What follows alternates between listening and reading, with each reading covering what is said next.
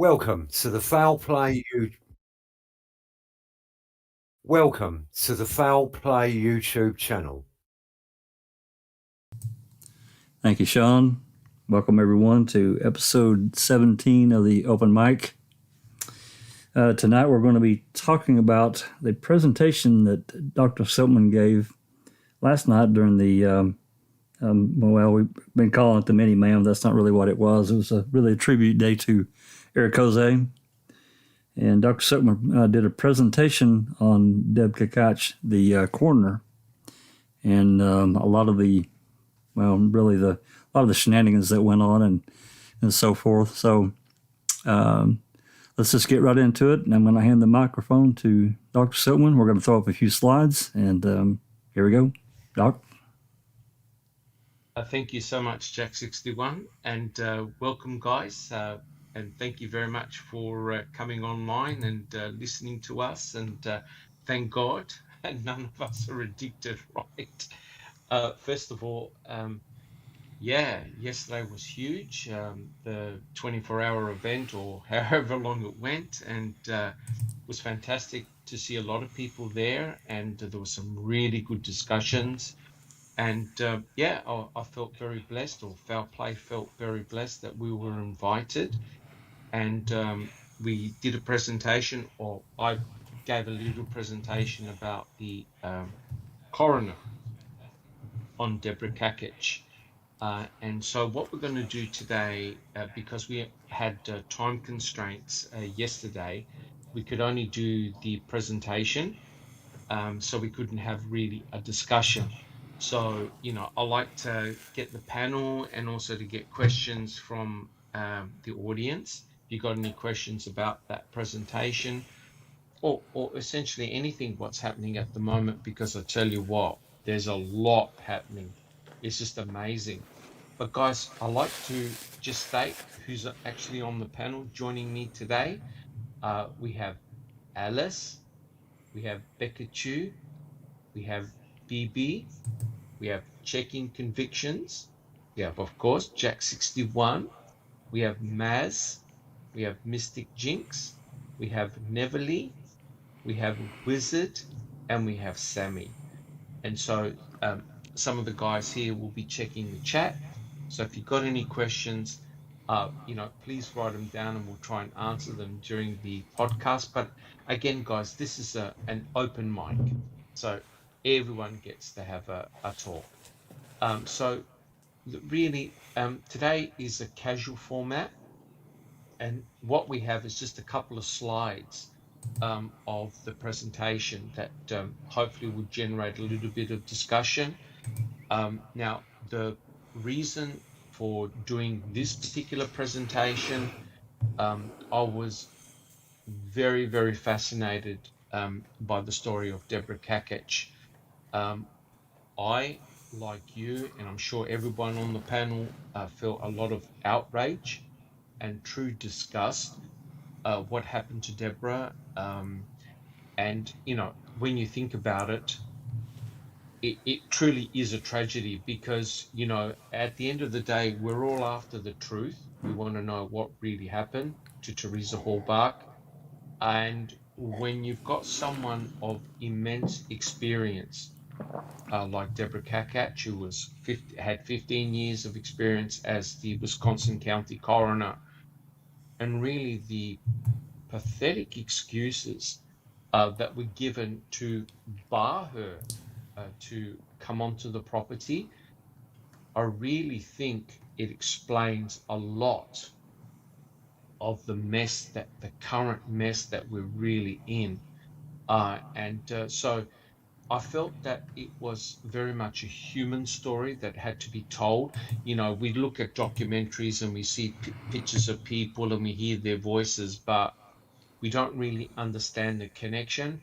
But most of us guys, we've been in this case now for several years, and we've actually spoken to family members, and we know the reality and the pain that they're currently going through. And so I was very interested in Deb Kakatsch, because I honestly believe that this was such a huge turning point in the entire case. Because if you prevent the county coroner from coming onto the salvage site and bringing her team of experts to check the burn pit, burn barrels, also down at Cuss Road, of course, you can undergo all types of shenanigans.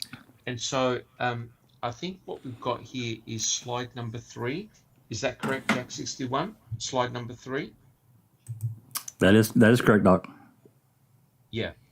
So it essentially with that particular slide there, the reason for putting that up is well, it really displayed the attitude of Ken Kratz, right? And remember Ken Kratz, he was the leading prosecutor, both the Stephen and Brendan trials, and you can see that he was extremely opinionated. Now remember, Deborah Kakatsch, she's part of the law enforcement team. She's part of the MTSO. And it's unbelievable. Jack 61, that was AC Rookie. Is that correct? They interviewed Ken Kratz for that little clip? That's right. All the coroner does is kick him in the body, and then he gets mad at Rookie for questioning him, and he says, "Are you smoking crack?" And it's like, what the hell, man? Yeah. And it's sort of like a priceless little clip because it's very, very intense, very fuel charged. But the bottom line is this. He actually showed no respect whatsoever. And remember, she's a fellow colleague of the MTSO. She's not a random stranger. She's had a lot of experience. And it was very interesting to get the opinion of Ken Kratz, what he thought the role of the coroner was, essentially to come in and kick the body, and that's it. They've got no experience whatsoever, and that's all that they do. It's pretty obvious that Deborah Kakatsch had a lot more experience than kick the body. So, guys, look, why don't we open it up? Jack 61, take it away. What do people think of Ken Kratz and his comments regarding the coroner? Let's go for it, guys. I just remember when he, when that clip came out, he really took just a lot of heat, not only about the kick the body comment. I mean, that is absolutely ridiculous. And such an insult to these coroners. They go out to these horrible crime scenes. They do. Correct. They do. Their duties are extensive if they're allowed to do them. Of course, if you cut one off and don't allow them to do their job, then they really don't do that much. So. Neverly, do you have a comment? Yes, I do. Thank you, Dr. Silkman. I think that Ken Kratz knows very well the importance of the coroner, the education that they go through, the necessity of the coroner on any crime scene, especially when there's a dead body or remains. That's their job. And but being that, as he self-admitted, he's a narcissist, this is a special prosecutor. This is what I do the best, which is stripping the power off of somebody, like vilifying the accused. And this is exactly what he did to Deborah Kakatsch. He totally stripped the power off of her because he knows what they did to her, which is they stopped her to come to the crime scene because she wasn't a team player, their team player. She's the lady that does everything by the book. Who cares about her job and who has extensive education and career in this. So for him to say something like that, to be that disrespectful, that's basically his MO. That's what it is. And the fact that he told AC, are you on crack or whatever it is, that's another, it's an attack, which is deflection of what he wanted to talk about. And basically that's how he controls the conversation. He attacks people and he will stop at nothing. He has no scruples, no morals, no ethical values. He'll do and say whatever he can to win. That's how Neverly, I Yes, see it. Neverly, I I agree. think I think you're holding back. You think? Yeah, okay. In that case, I'm kidding.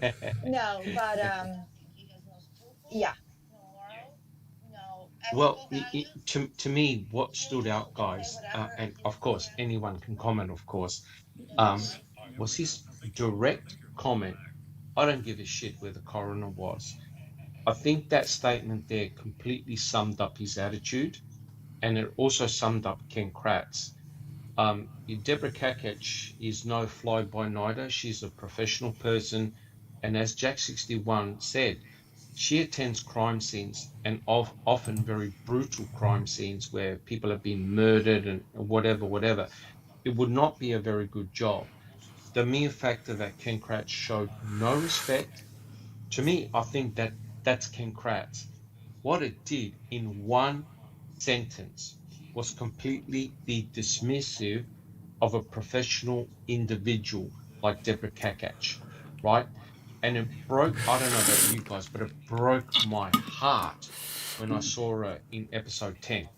She was a broken woman crying, and of course, we'll discuss it in a minute, but that to me sums up Ken Kratz. And to me, what I've always found disturbing is this, guys. If the likes of Ken Kratz showed no respect at all for someone like Deborah Kakatsch, who's got many, many degrees, a lot of qualifications, can you imagine the total lack of respect for the Avery and Dassey family, right? If that's how Ken Kratz summed up in one sentence, I don't give a shit where the coroner was.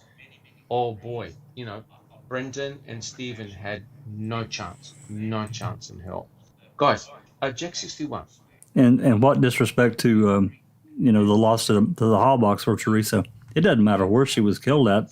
The total lack of respect of letting this Deb do her job. That was her job, her sworn duty, and they're like, and he just doesn't care because it didn't fit with what he needed.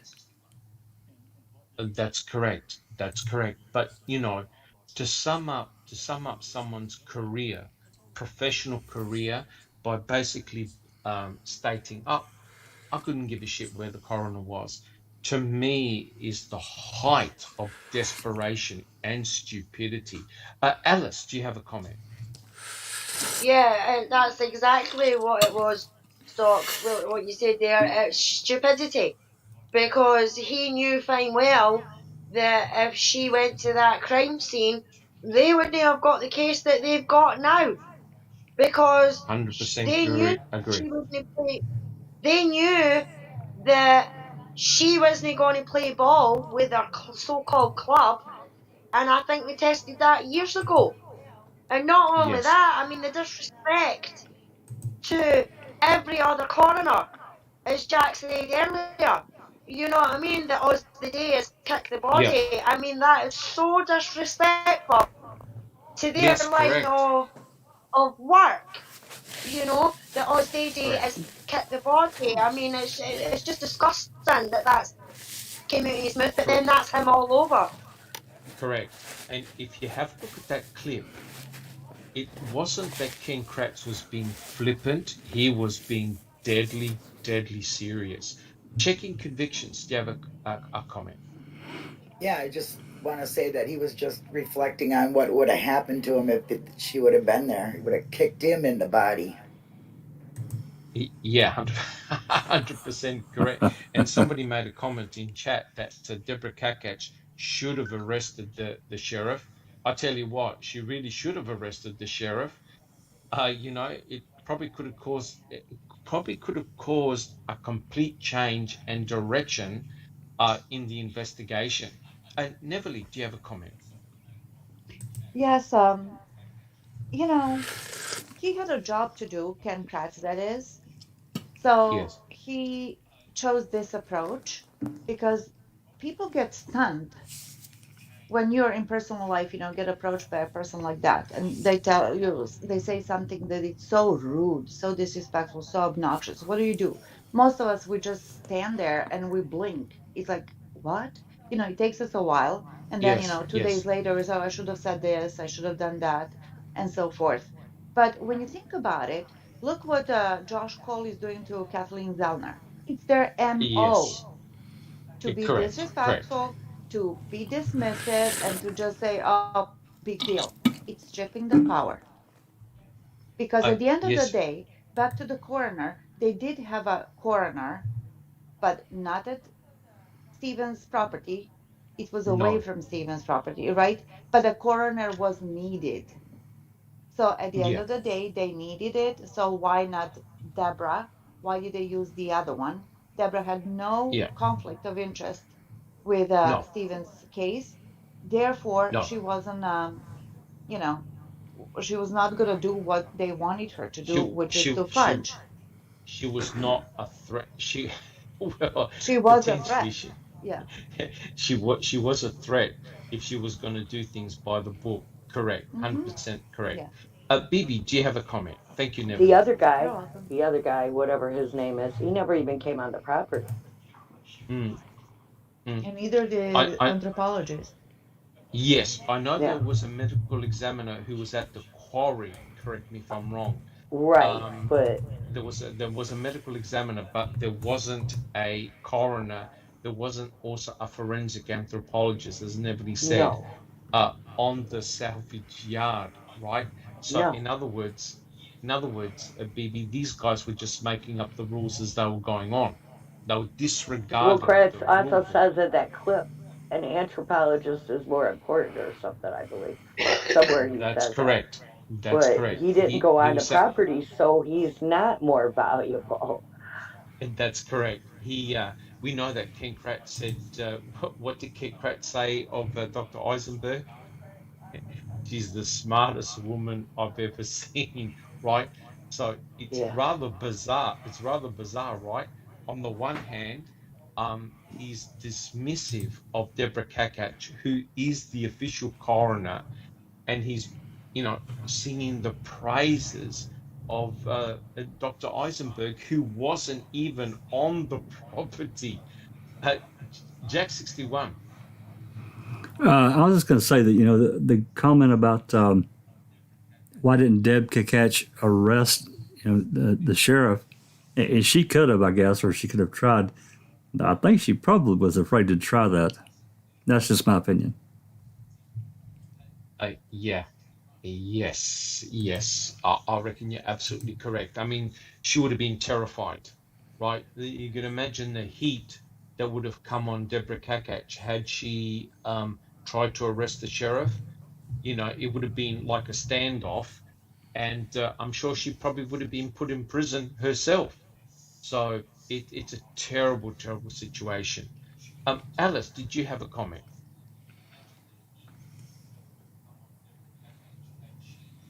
No, I Alice, was just going to ask the question that Jack just said. Say somebody had put it in chat, so Jack beat me to it. There is a correct. comment from Crockett Thompson though. He says, "Did anyone see Paul's live this morning showing tire tracks on the grass of Avery Road? Sort of goes a long way to confirming Sawinski's affidavit." Yes, I did see Paul's presentation today, and yes, you're correct. That is all corroboration. Well, potentially corroboration for what Sawinski said, because he did say that he swerved, and there are tire marks in sort of like the grassy area. So, that does confirm what he said. So again, that's all part of the evidence, right? But you see, that's the entire point. You got a coroner, you've got an investigative team on the premises, on the property. These are things that could have been checked out, right? That could have been checked out initially. The mere factor that now in 2021 we're looking at images from 2005, you sort of scratch your head, right? Because, well, is it important? Isn't it important? Were those tire marks due to Sawinski? Were they due to a law enforcement officer? You know what I'm trying to say? So if the investigation is not started off properly and correctly, all we're doing is we're backtracking, right? And there had to be a reason why Deborah Kakatsch was not permitted on the property. Guys, what do you think? Definitely She didn't would have want her been able there. to prove. She would have Sorry, been able to Phoebe. prove that they dumped the bones in a pile and that they weren't Yeah, burnt there. yeah, yeah. 100% agree with you, BB. And I think you've, I know I keep on saying it, but you came up with one of the best suggestions ever. Came in a box and left in a box. Yeah. And you know what? That's 100% relevant, because all we see is like a pizza box full of those cremains.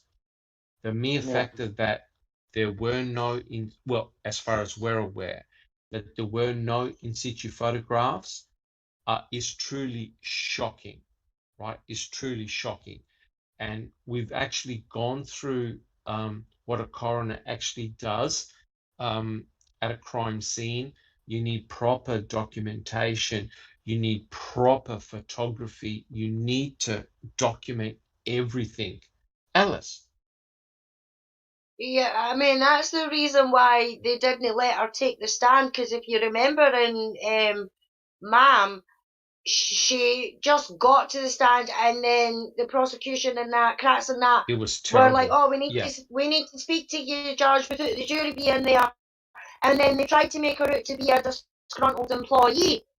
That's because Yeah. they knew if she got on that stand, she would have ripped their case apart with just Yes. the information that she would have said about how you, because Jerry and Dean would have jumped on that when they got her on the Yes. stand. What you do when you go to a crime scene? And she would have told them that they section it off and they brush it off and they take notes of everything, photograph everything that they didn't do is what she would Yes. have done, and their case would have crumbled on the stand, and that's why they never let her get anywhere near that stand. Correct, correct. And it's interesting. And this was very strategic. And look, guys, in a way, it reflects Ken Kratz with his statements. I don't give a shit about the coroner, where the coroner was, because that's precisely how Deborah was actually treated when she took the stand, right? Now, the state knew that Deborah was appearing, because remember, Heimel went and actually spoke with Deborah. So they knew that she was going to be a witness for the defense, right? So the state knew that. However, they also knew Garn, Kratz, Fallon, they knew that they had to censor her right then and there. Because had she had Strang asked her, okay, look, as coroner, what would have you done, right? What type of procedures would have you done? And she would have said, I would have done this, this, and this. Then Strang would have said, excuse me, Judge, none of that was done. And in actual fact, Strang highlighted what should have been done and the problems that resulted as a result of no coroner. Alice. Alice, do you have a comment? Sorry, Doc, I did, but the questions just went right out of my head, so I'll try and think of it again and come back. No problems at all. Has anyone got any other comments on the first slide, the attitude of Ken Kratz? Guys, is there anybody who's surprised by his comments? And Neverly. Not his aggressiveness, his obnoxiousness is just to be predicted, and nothing can actually surprise us anymore that comes out of his mouth. You know, he's either Yeah. crying or barking and biting. He's a dangerous person. He really is. And unfortunately, I mean, there's no surprise why he was put in that case to begin with. Oh, yes. Because Yes. again, Oh, no yes. scruples. He'll do anything. He'll say anything to achieve the goal. And he did it. So there. Yes, yes, but it also demonstrates to me a complete lack of respect for your own fellow colleagues, right? Because Ken Kratz would have known about Deborah Kakatsch. being the elected Wisconsin county coroner. She was a county coroner for 15 years, right? And as someone highlighted in chat, she was involved in a lot of very important cases. And I think one of the most important and controversial cases is the Ricky Hochstetter case. Yeah. They Oh, yeah. still haven't found who hit and ran away from the scene, right? And that's extremely controversial. And Deborah Kakatsch was the coroner back then. So isn't that interesting? Yeah. Alice, do you have Alice? Yeah, hold on a second, Everly. I'll just get to Alice first. Alice. Yeah, I mean, that's very interesting. That's what I meant when I said earlier on that they knew that she wouldn't play ball because, and I mean, this is just my opinion for what I've read and what I've seen and everything like that, is that I think something happened during that case, that they tested her, they gave her a test of some sort and realised that she wasn't going to play ball, and that's why they didn't call her to Stephen's property. But the other thing is what I had to laugh at was that Kratz and that were trying to say that it was a conflict of interest with her no going to the crime scene, but they let the police station that Stephen was suing to trample all over the crime scene. 100% correct. And and that's the main issue. And I think for me, it's the double standards. And I actually had a slide, the pot calling the kettle black, right? So it's rather crazy. And guys, we've gone through this, and it's completely insane. Deborah Kakatsch had no conflict of interest. She was not involved with Stephen Avery whatsoever. Yet there was a deliberate plan and action taken to make sure that she never stepped foot onto the salvage yard. And the excuse was, oh, well, the perceived conflict of interest. Yet we know that there were Manitowoc County sheriffs all over the salvage yard. But not only that, guys, the bad thing is these individuals that were searching the salvage yard, they're the ones that are finding all pieces of key evidence, which is completely insane. Neverly. Yes, very, very insane. And just to add to what you said, Dr. Silkman, regarding Deborah being on Ricky's case, that's pretty much unsolved to this day. She was also on Carmen Bothwell case, and she was pulled away from that one as well. Right. Yes, Of course. Yes. So we have now Yes. 2 unsolved cases, and well, they called it overdose, but we know better.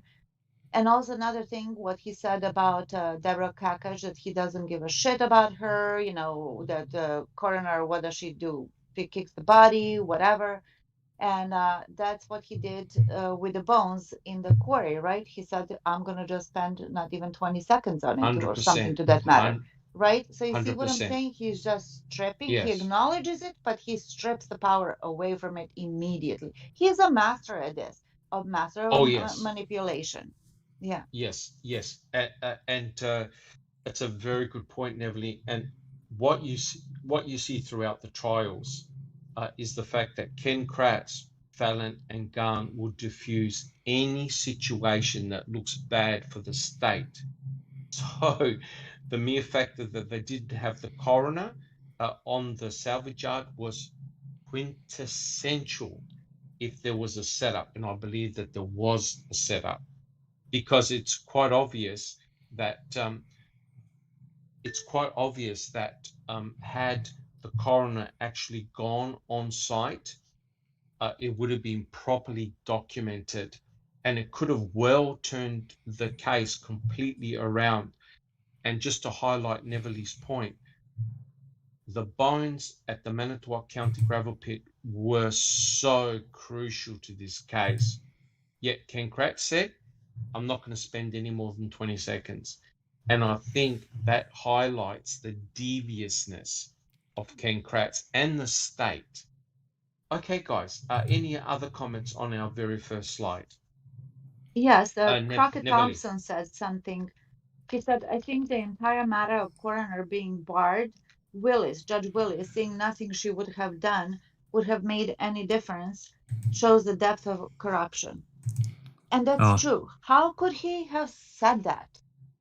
Yes, correct, correct. I don't Yeah, it's understand. Why did he say that? How did it fly? And why wasn't it fought, in the sidebars or whatever? I don't know. It was crucial, in yeah, my opinion, correct. to show Thank the you, Neverly. corruption and to show the bias. Yeah. Oh yes. Look, put it this way, and I'll get to Jack 61 in a sec. There's no denying it. The bias was obvious, and the important thing is they did not hide it, right? They did not hide their disgust and distaste in the coroner. And look, this is an interview, and Ken Kratz came straight out and said it. I don't give a shit about the coroner. I don't give a shit where she was. That to me, in a nutshell, summarizes the state, how the state behaved. Jack 61.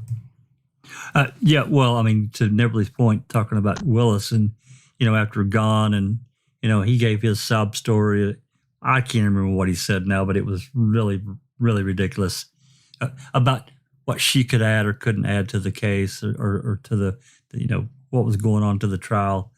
It was completely relevant of how she was handled. 100%. And Willis 100%. He just completely came in and protected the state again. Not relevant. Get out of the witness box. Goodbye. Correct. And we know, Jack 61, that's not the first time that Judge Willis says he couldn't see the relevancy, right? Remember the voicemails? That's right. And the deleted voicemail messages. And Judge Willis goes, well, I don't see the relevancy in this. Right? Yeah, there's no problem. With Bobby Dassey and Maiko, the judge didn't even make a ruling on that one. So quite clearly, it's obvious that Judge Willis gave a lot of rope to the state, a lot of latitude. He was definitely for the state, in my opinion. That's the way I saw it. And it had a drastic effect on the case. All right, guys. Do we have any other comments on slide 3? Oh, there was a question about how the coroner gets chosen. My understanding is that the coroner gets elected into that position. So there's an election, and she was the coroner for 15 years. Jack 61. That's correct. I was just going to say that is correct. She was elected. Yeah, she gets elected. All right, guys. Can we move on to the next slide, or does anyone want to comment more about Ken Kratz? All right, I reckon, Jack, if you're able to pop up the next slide that we've got. So I think it's slide number 6. So I think it's pretty obvious if we were to sum that up, it's pretty obvious that Ken Kratz displayed a lot of arrogance. He just honestly did not care for Deb Kakatsch at all. So if we have a look at slide number 6, I was shocked too. A lot of people in chat were shocked as well. I had no idea that the coroner had that power. She was the top dog, so to speak. When there was a crime, a body, and it needed to be investigated, in Wisconsin, the coroner had the power to arrest the sheriff, right? And when one thinks about it, the sheriff was Kenneth Peterson, right? A very controversial character when you think about it. And we know that Kenneth Peterson had a long association with Stephen Avery. In fact, he was one of the arresting officers, I believe, back in 1985. And also he was deposed in Stephen's civil lawsuit, right? So imagine what would have occurred if Deborah Kakatsch had actually put the sheriff under arrest. Who's got a comment on that one? Should have she done it? Who's got a comment?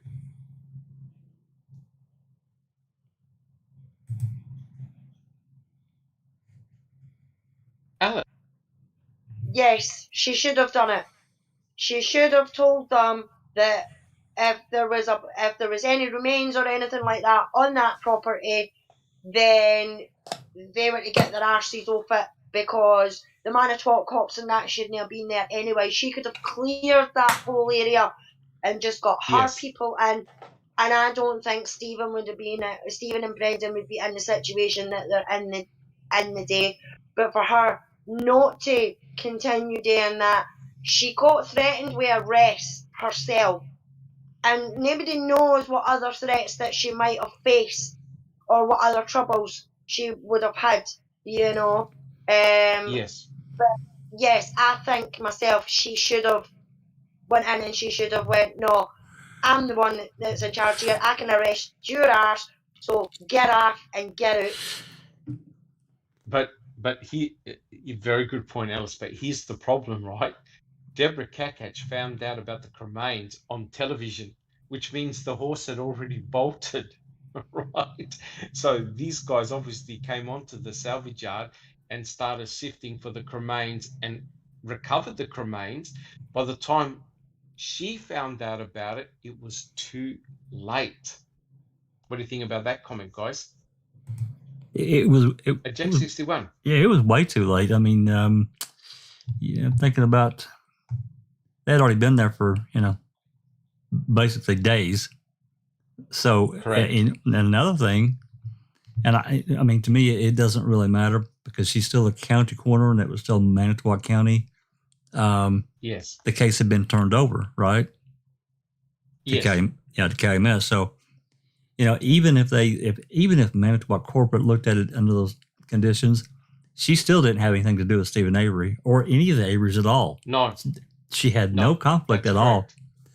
So it just tells me that they didn't want her there.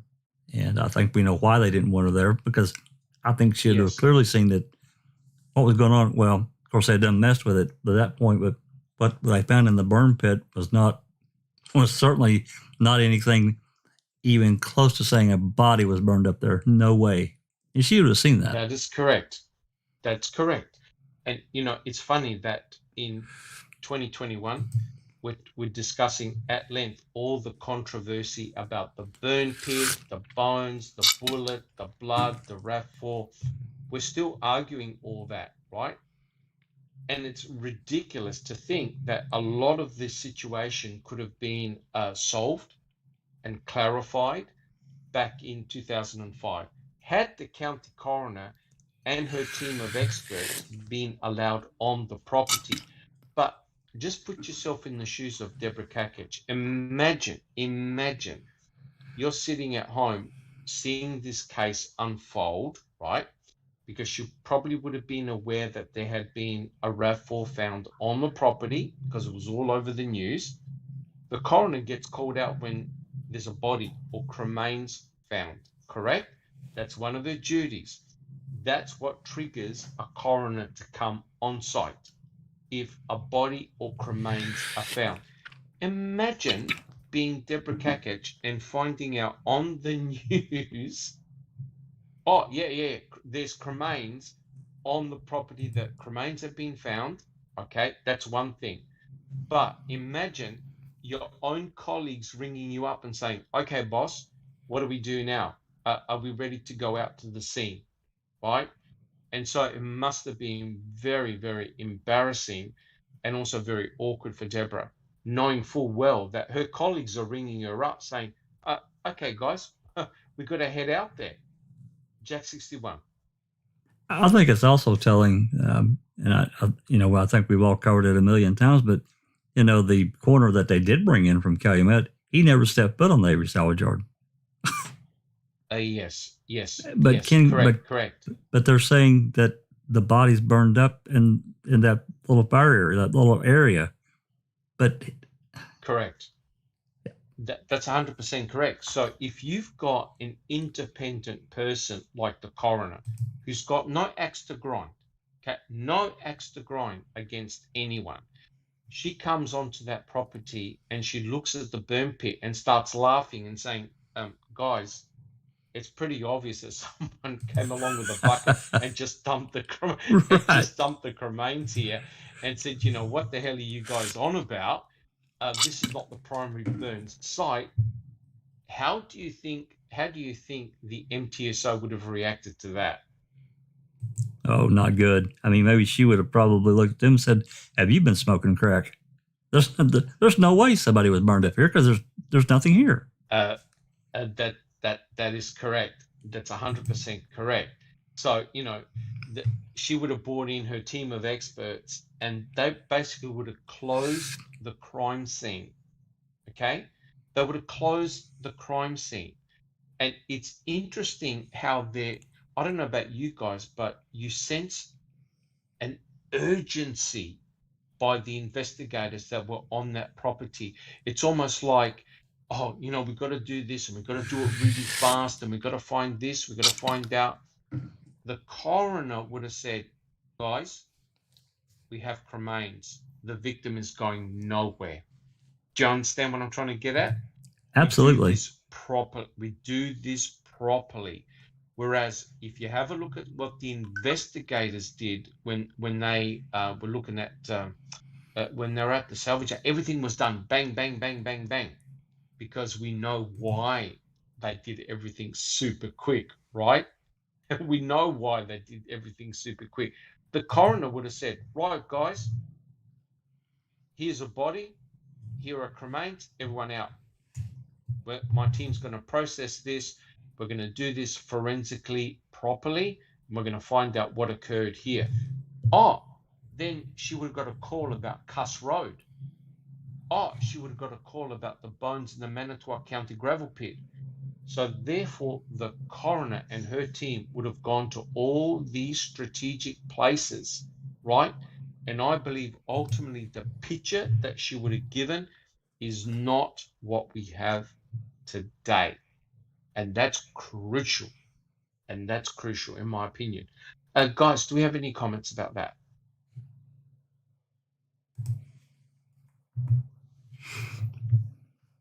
All right. Okay.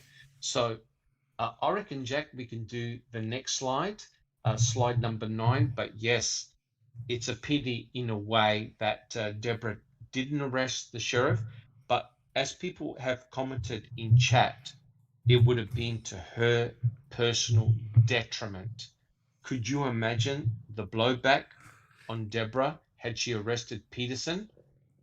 I reckon that would have been her career gone then and there. It would have been extremely uncomfortable. All right, guys.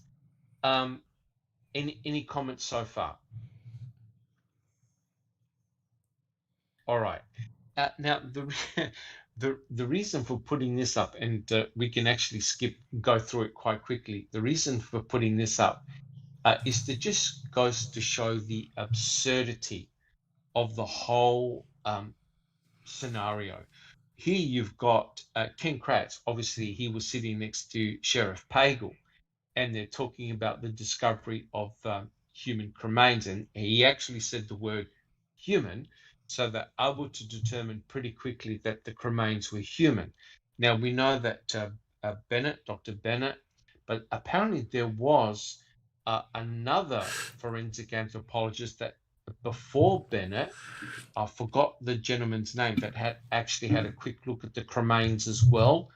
But Dr. Bennett looked at the cremains that came from that burn pit, that came from the bones in the box, and he said, yep, I found an ilium bone. It's definitely from a female. Check 61. Was it Olson? Was that his name? Olson? Could be. I can't remember the gentleman, but I know that there was another forensic anthropologist that had a quick look at the cremains. Bennett then had a look at the cremains, and then finally Dr. Eisenberg did. Bibi. Was it Glazer? I can't remember the gentleman. I forgot, but I remember Millbilly. I'm bad with names, it. but for some reason that name pops into my head. It could well be. I remember Millbilly mentioning it once, there was another forensic anthropologist that had a look at those cremains very, very quickly, but it was Dr. Bennett who wrote a report. He had a look at those cremains. He said, yep, they're definitely human. They're from an adult female, right? So that was very interesting. Dr. Eisenberg was the last forensic anthropologist to have a look at those cremains. But you know what's interesting here? This is I believe that's the report that Deborah saw where they announced the finding of human cremains on the salvage site. Now, instead of the DA sitting next to Pagel, it should have been Deborah Kakatsch saying, yep, I've examined the cremains. My forensic anthropologist has identified them as being from an adult human female, right? So what on earth is the DA sitting there immediately next to Sheriff Pagel? If you were Deborah, you would have been absolutely fuming and shocked. Guys, do we have any comments?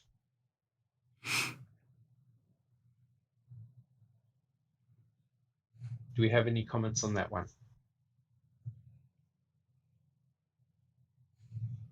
Are we all good? We all good. Okay. So again, you know, you've got the bones in the box, and you now have to have faith and believe that those cremains were sifted from that burn pit, right? And that's a problem because, as BB stated, came in a box, left in a box. Because we don't have proper crime scene documentation, we just simply don't know. Now, according to Erdl, he said that they sifted the cremains, right?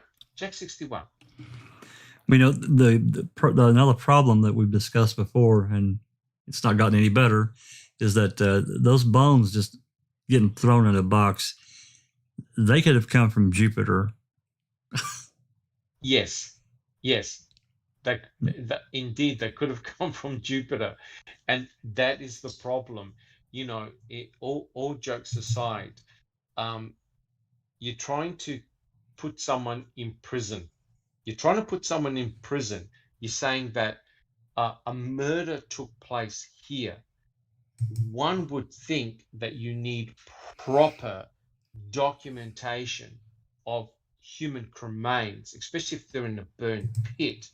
But like I said, the opportunity was gone because they prevented the coroner from stepping foot onto the salvage yard and doing a proper crime scene documentation. Jack 61. I just think it shows the arrogance that they never thought they would be questioned any further than, you know, maybe an appeal, but they weren't worried, right? Because if they were, if 100%. they would have done a much better. You know what I'm saying? 100% correct. They just left themselves 100%. Wide open. Correct. And you know, I believe that the state deserve all the criticism that they're copping right now because of the shoddy forensic work. This case is all based on forensics, right? You can completely ignore Brendan Dassey as a witness. He never saw anything. But it's all based on circumstantial forensic evidence. So you want to make sure that you do the job and you do it properly. BB. Well, yeah, they also had the bones stored in plastic bags in the photo, and technically biological material is supposed to be stored in paper bags, in plastic. Yes, that's correct. So yeah, normally forensic evidence. They did that for dramatic effect because then you could see the probably yes. Yeah. Because biological material can sweat, right? And so you can get moisture and other things. So it's normally, you're correct, it's normally placed in paper bags. You're correct. So the actual documentation of the crime scene, the major crime scene, was very poorly done. Maz, do you have a comment? Yeah, thanks, Doc. I don't know if anybody saw, excuse me, Ripper Jack's podcast last night, but on his podcast, he actually had done an experiment, and he'd done a fire going for over 12 hours with llama bones. And That's right. when they came out, the bones looked as though they hadn't been in the fire at all. And that was like going over 12 hours with some heat going through it. Those bones, they definitely come from a crematorium, in my opinion, 100%. Well, put it, yes, Maz. Yes, I was actually thinking Jack 61 and your ears. We were on Ripper Jack's live that went for 7 hours, and it was fantastic. Even TikTok Manitowoc came on, and it was fantastic. But you're correct, Maz. Don't you find it rather funny that members of the general public are now doing these experiments? Yes. Right? They're actually going, okay, let's have a look to see what the state is actually saying has any semblance of truth, right? So people are doing these experiments where they're burning, a dead animal or a carcass, and they're trying all these experiments out to see if there's any validity in what the state is saying. And the answer is obvious, right? The answer is obvious. In order to turn a human being into bone fragments, now remember, not bones, but actual bone fragments, you need time and you need heat. Time and heat. And that's not what you had in Stephen Avery's small burn pit. He didn't have the time, and he didn't have the heat and the fuel in order to convert a human being into tiny bone fragments. Yeah, exactly. Thank you, Maz. Checking convictions. Yeah, I just wanted to add that Ripper, when he did 2 different fires, and they burned for extensive amount of hours and a lot of heat. I mean, I'm talking probably more heat than, well, whatever Stephen could have done in this little burn pit. But he did it twice, and they didn't even come up nothing at all, like little teeny fragments, or they didn't look like it. And he did it twice at extreme heats. He said he really, really put on the heat, and he burned it like overnight, 14 hours twice. So even doing it twice, he couldn't get the results of the state. So didn't he even say that you didn't hear this from me now, so nobody pay attention, but didn't he even say he threw 4 or 5 tires on there? I'm sure he did. Yeah, pretty much. Yeah, he put tires on it. He put. I think of the first go round. Yeah, he did the second one too, when they burned it all overnight. I mean, everybody was excited to see if they were going to turn out like this, but they didn't. I mean, they didn't even break up bad, or they just were not anywhere near still this. whole pieces. Yeah, there were nothing near this at all.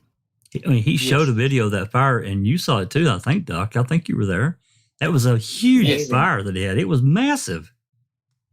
Yeah, correct. And he did poke at it with shovels and stuff too. So, people say, well, then, Stephen was doing this while he's poking it, he was breaking him up. Well, that's falsified too, because he did that and it did not do anything like that. Yes. And sorry, Bibi, do you have a comment? Oh, no, sorry. The important thing is, when you're if you cremate somebody and to convert a human being into bone fragments, is that you need a direct source of heat. The heat has to be concentrated on the body, right? That's why you place a body in a crematorium, because the heat is concentrated. In a burn pit, the main issue with a burn pit is that it's open, which means that a lot of the fuel, a lot of the heat is lost to the atmosphere, right? So you can't actually get the burn pit hot enough to convert a body into bone fragments. Now, there's one vessel that would definitely do it, and that's a burn barrel. Because in a burn barrel, you concentrate the heat, right? So therefore, and I hate to say this because I don't want to sound disrespectful, but if you dismember a body and cut it up into smaller pieces, then you're going to have a much more greater surface area for the heat to work on, right? And I believe it was Dahan who had done experiments using burn barrels and burn pits, and he stated that a burn pit, because of the fact that it's open, you can't concentrate enough heat, and you need a massive amount of fuel in order to convert a human body into bone fragments. Jack 61. I remember long ago there were conversations about, in order for someone to, even to attempt something like this, they would need those, like these insulated fire bricks, that they're made to create that barrier and hold that heat Yes. and build on it and build on it. But even then, it's open. There's just no way. Correct. The fact that Stephen Avery's burn pit, first of all, and I agree with BB, it was a burn area. It was small. It was the size of a tabletop, right? It wasn't very big at all.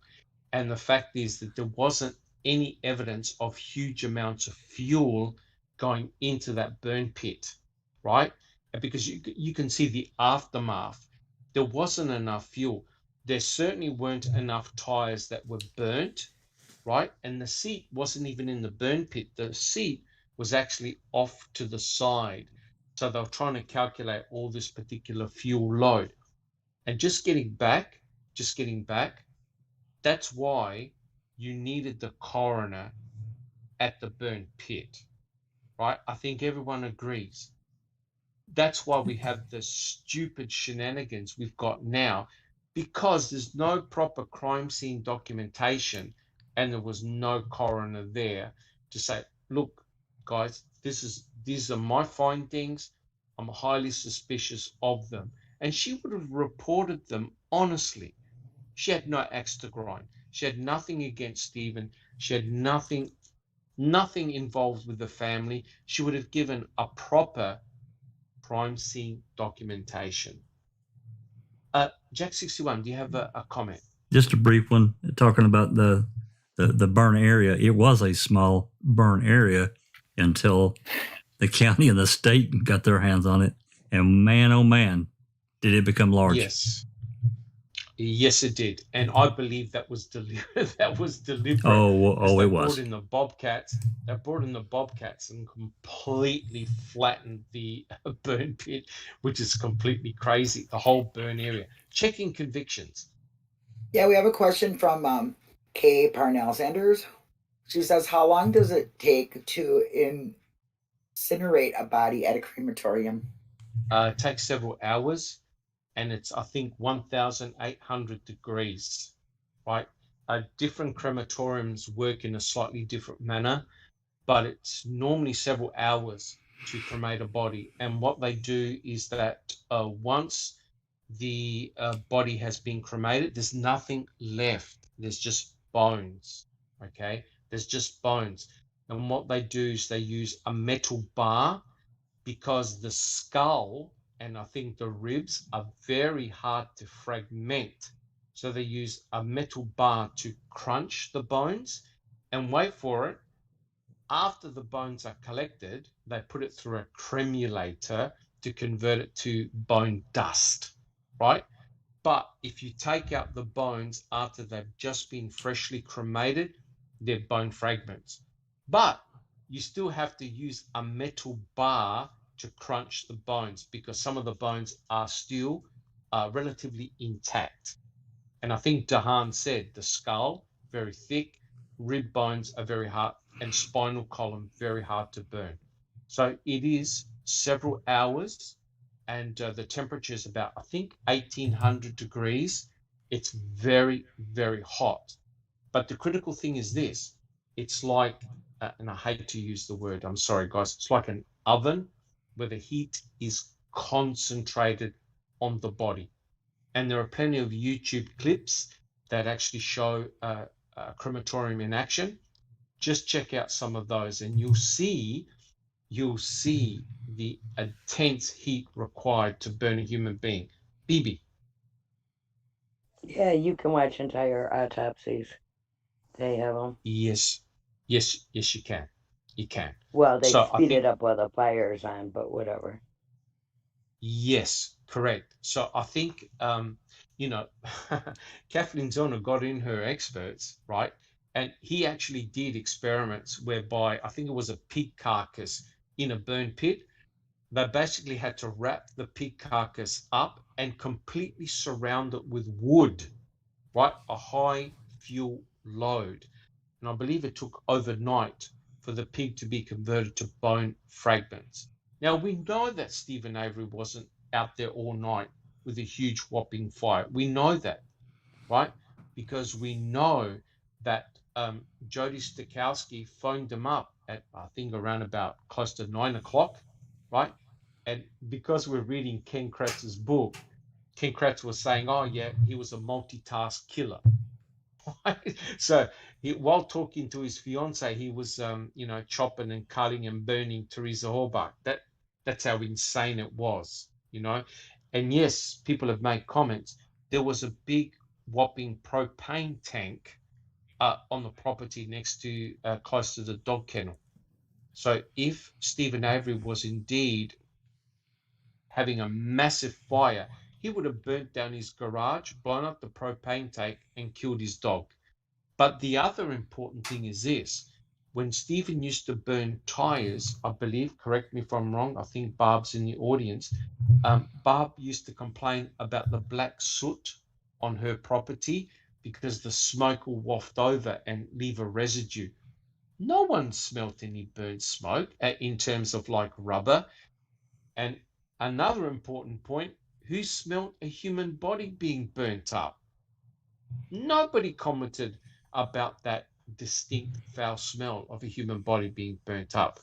So that's why, guys, that's the shame of not having the coroner there. The coroner would have said, guys, you got to be joking. No human body was burnt here. Jack 61. Not only the smell of, I've said this before, it's been a while on here, but we were doing a coffee, I think. But I mean, my dad's oldest brother was in World War II. And as a young person, I heard him talking about, being in these situations where, bodies were burned or on fire. Yes. And yes. He was very clear, that's something I never forgot. To this day, he remembered it. But beyond that, reading, of course, not really talking and not living it, but reading, accounts of firemen and arsonists, that smell lingers. It doesn't just go away. It lingers in that area. Like if that had happened in that fire area, that burn area, they would have still smelled it. Yes. But not only that, Jack 61, you also have the goo that's left behind. That's right. When fat, tissue, organs are burnt, you've That's got right. that black goo at the bottom, right? None of that was found. That's right. And, you think about it, you just think about Bear, how Bear would have reacted, having the smell, that characteristic smell of a human body, and the fact that it would have lingered on. The dog would have gone crazy, right? But we see videos, right? We see videos that were taken on the Sunday, November the 6th, where Bear is just casually walking. He's got no care in the world, and he doesn't even care that the officers are there filming and taking pictures. So Bear was not aggressive, right? And that's just a poor excuse, I think, by the state to say, oh, well, the reason why we didn't find the cremains for so long was because of the dog. And that's clearly not the case, right? Bear was non-aggressive. And in actual fact, it was Bobby Dassey that told Ken Kratz, no, Bear wasn't aggressive. And Ken Kratz immediately changed subjects because he didn't get any joy there, right? So that was just a real poor excuse, in my opinion. Correct. So, everything, we talk about the RAV4.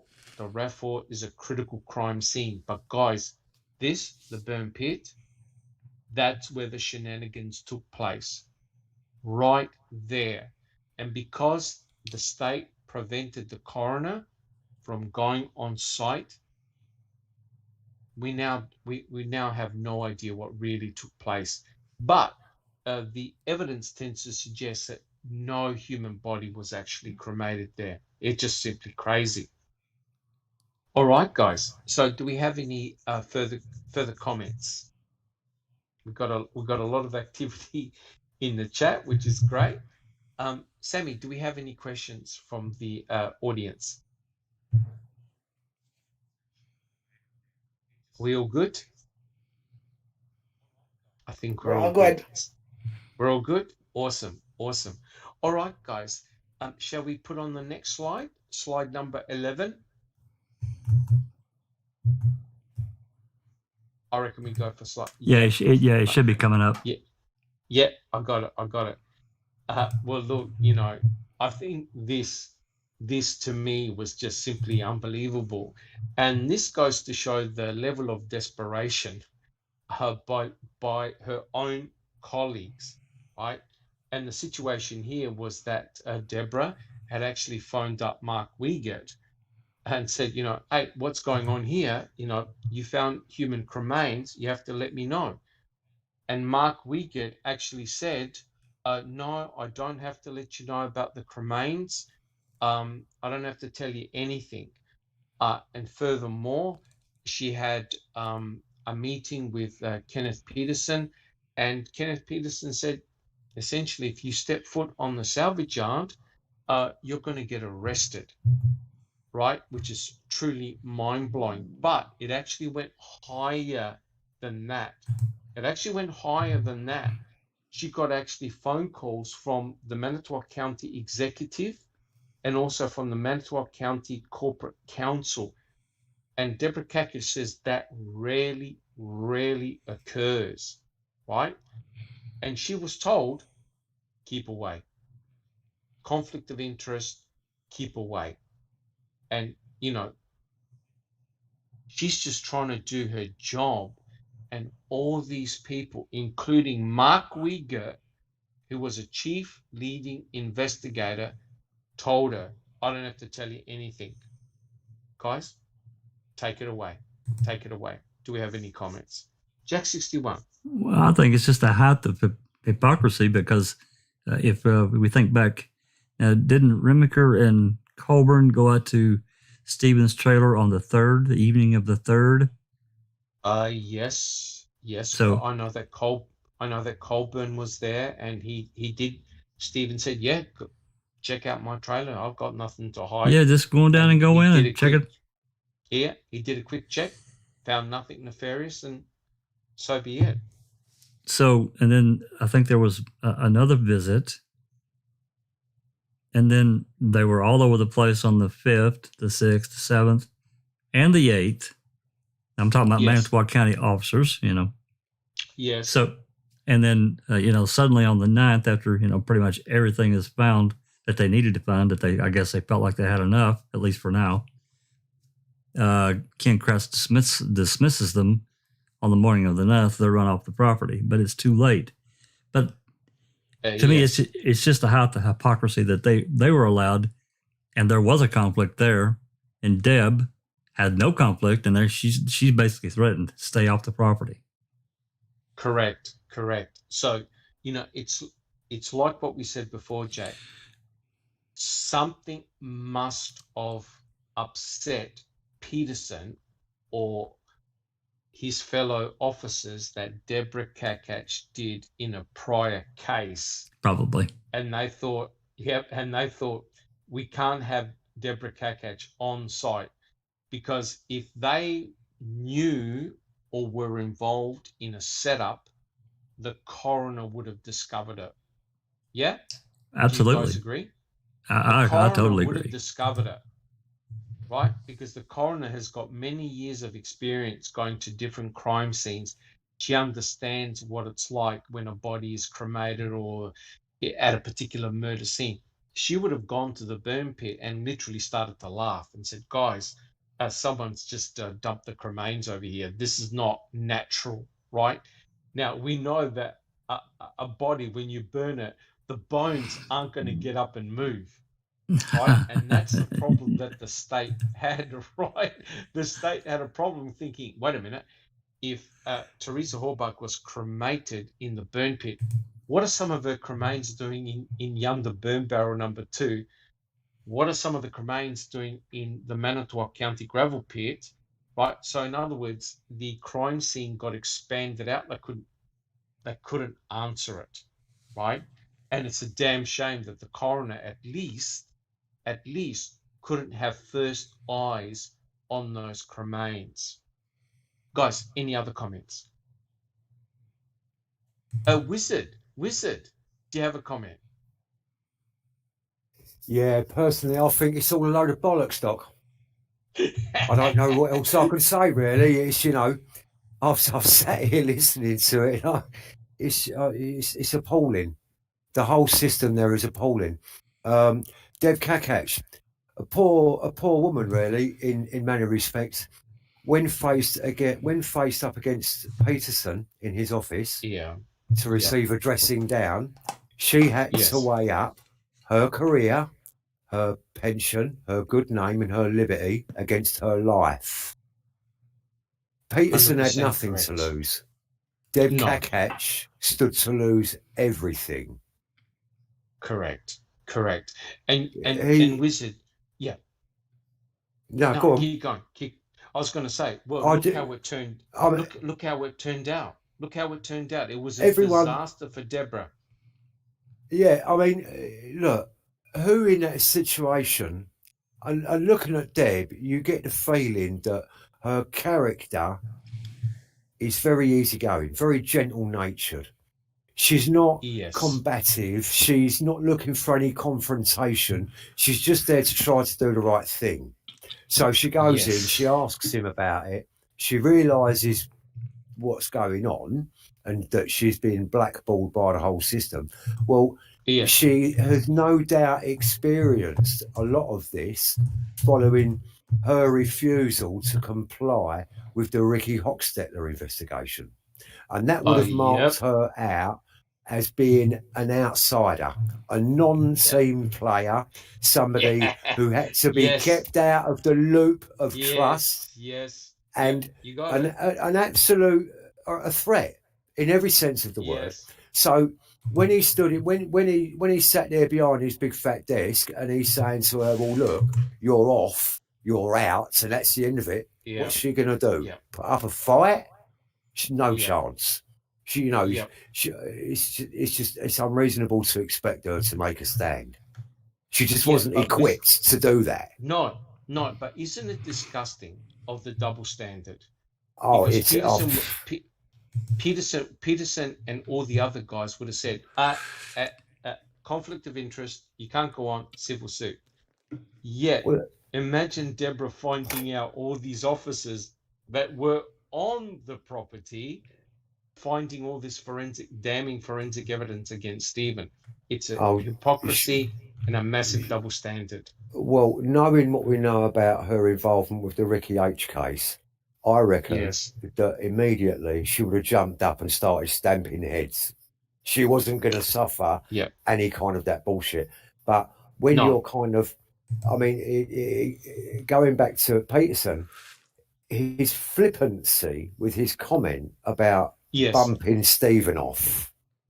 If he's prepared to do that, it's not flippant. No, he was quite. I believe he was quite fucking serious. He was deadly serious. If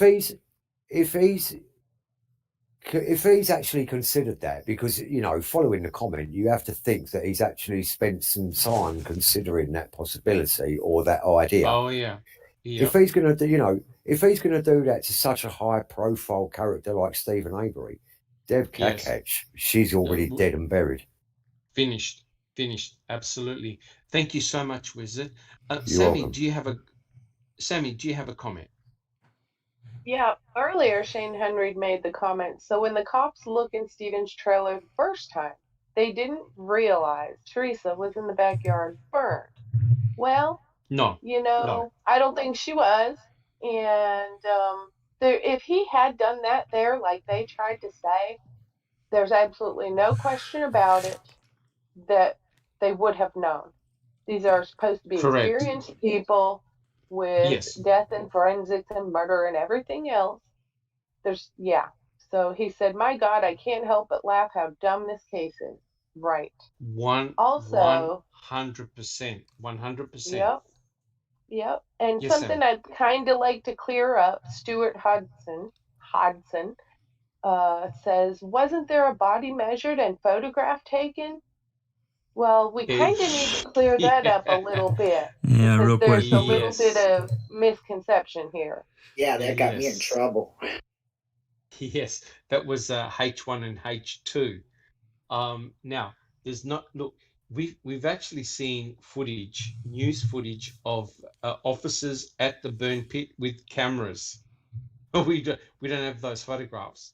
So for some unknown reason, they're keeping those photographs hidden. But I reckon H1 and H2 is not relevant at the burn pit. I think H1 and H2 is relevant at Cuss Road. Just a personal opinion, just a dig site, body measurements, right? Well, the only dig site I know was actually at Cuss Road because it was a dig site. They know they took shovels and they dug up the dirt, etc., etc. So there are photographs, there's probably video that we have not seen and not privy to. But here's the critical thing. When are all the cremains and major pieces of evidence found? And the answer is after the 7th. What happened on the 7th? Cuss Road. So everything happened after Cuss Road. So it's interesting that the cremains all of a sudden are found in the burn pit after the events of what transpired at Cuss Road. And I even showed a diagram in my presentation. In the presentation, Cuss Road is a full-on crime scene. Don't let anybody fool you. You can show 100 people and say, what do you think this is? Everyone will say it's a crime scene, right? So something occurred. I don't know what occurred at Cuss Road, but it's quintessential to what happened afterwards. You're right? All of a sudden, Bear didn't become a problem anymore. He was taken off. And all of a sudden, bang, they find cremains, and it was accidentally found as well. Checking convictions. Yeah, Magnolia Studio Design says Deb K had a very stressful week dealing with CB Carmen Batwell's death and mistreatment by her coworkers. Then suddenly she's removed from both cases. Nice of them to use her letterhead on the autopsy. She didn't do. Sign. There was another death in that time frame too. I can't remember the exact date, but it was in that time frame, and it was Cor Yang. Remember? Right. You just answered some more questions from the chat by that text. Thanks. Yes. Yeah, and don't forget there's also Christine Rudy as well. I don't know who the coroner was there, but you had 3 deaths within 12 days. So it's very, very interesting, very bizarre. All right, so it's pretty obvious if we were to sum up slide number 11, it was fear and intimidation, right? And, when you're surrounded by all these tough alpha males, it would have been very, very difficult for Deborah Kakatsch. And she knew that had she created a stink and caused trouble, her career would have been even shorter, right? And it's sad in a way because she resigned after because she didn't feel comfortable, and her career essentially finished. Checking convictions.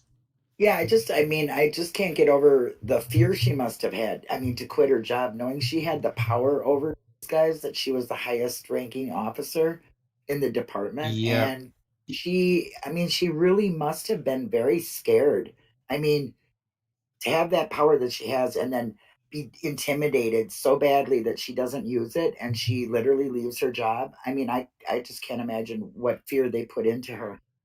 Yeah, and not only that, you can imagine all the subtle jibes that would have happened in the office, etc., and all the dirty looks. And we probably only know half the story, right? The fact that she was being intimidated, it would have been very serious because she had done nothing wrong. She wasn't on the property, but they knew that had she gone in front of the judge, in front of the jury, and said, "Hey, I was prevented and I was threatened to not appear to do my job.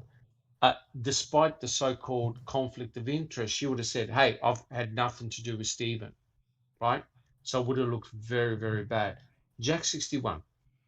How long after the fact did she stay? Was it 6 months and she left? It wasn't long. I don't know the exact time frame, but it wasn't long that she said enough was enough. Do you remember, Linda? Wasn't it like 6 months? It wasn't very long because it was obviously right after this, they went on the site, and before they were in court because she was already a disgruntled ex-employee. So it would have to be in just a few months, less than probably 6, I would imagine.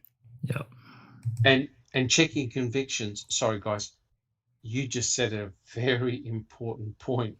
Disgruntled employee, right? Yeah. That goes to show how much regard Norm Gunn had for her.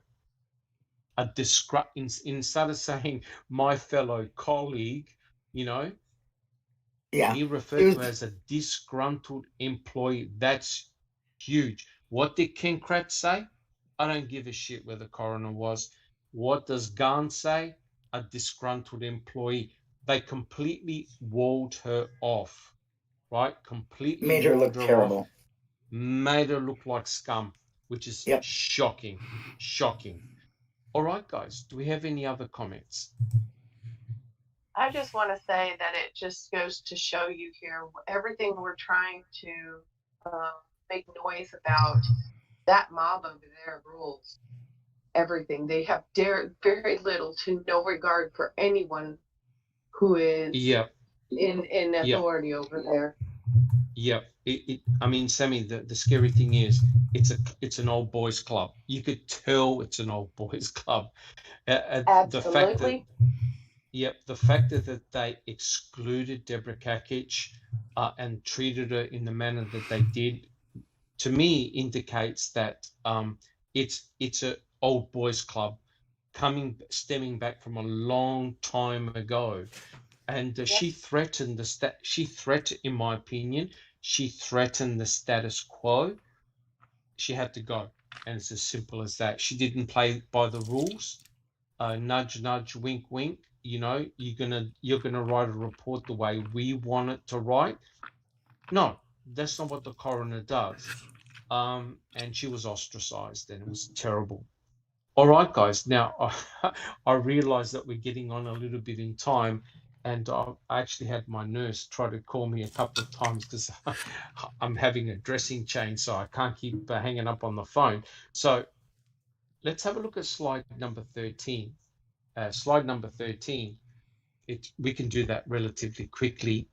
To me, it goes to show a master stroke by the state, and that is they realized that what Deborah was going to say or potentially say was dangerous, and it would make them look really bad and really silly. So Norm Gunn says, "No, Judge, we want the jury out and we want the witness out." So in effect, in one foul stroke, they censored their own coroner. Guys, any comments on that one? Well, I think that's clear. It's clear. Like they didn't want the jury to hear anything she had to say because they knew how bad it was. Yeah, but aren't you surprised that they were so overt about it? Right? They didn't care. They didn't care. No, they didn't care at all. Saying, how many times did Norm Gunn and Ken Kratz interrupt the judge or the defense? Your Honor, I want to object about that. They were very proactive. With Deborah Kakatsch, they went one step beyond. They said, "No, we want the jury out, and we want the witness out." So therefore, the witness couldn't even say a damn thing. Yeah, they did that one other time that comes top of my mind, and that's when the Singular store. Oh, yeah, that's right. That's right. The lady with the voicemails. That's right. Correct. They wanted her out, and they wanted the jury out. Correct. So in effect, I think deep down they know that this is all shenanigans. It's all ducks and drakes. It's just that it's the image that they got to portray, and the judge went with it. He was completely complicit with it. That's the scary thing, in my opinion. All right, guys, do we have any additional comments on that one? Well, I just got a Checking quick convictions. comment. Yeah, I mean, she just walked up there, sat down, and then it literally just had a walk of shame. I mean, they actually just made her even more embarrassed and even shot her down even further in this little, come up and down you go. That's it.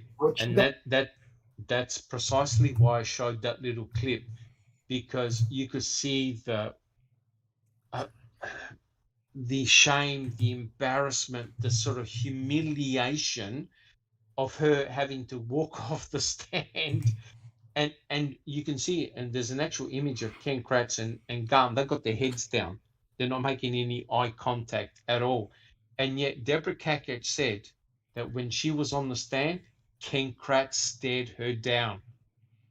Ken Kratz stared her down as if to say, you better not say anything wrong.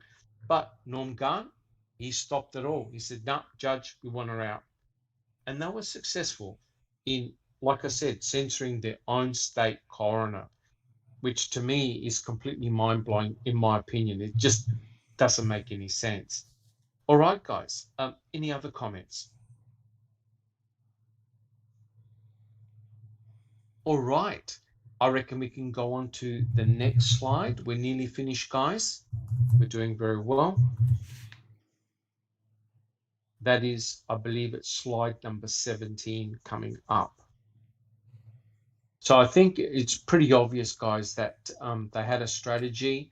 The state had a strategy, and that, well, they had two strategies. First of all, her superior said to her, you can't go on the property because of a perceived conflict. And also the state attorneys were saying, no, we don't even want to hear your testimony because you can't add anything to it. If we have a look at slide number 17, we're nearly finished, guys, and I appreciate all the questions.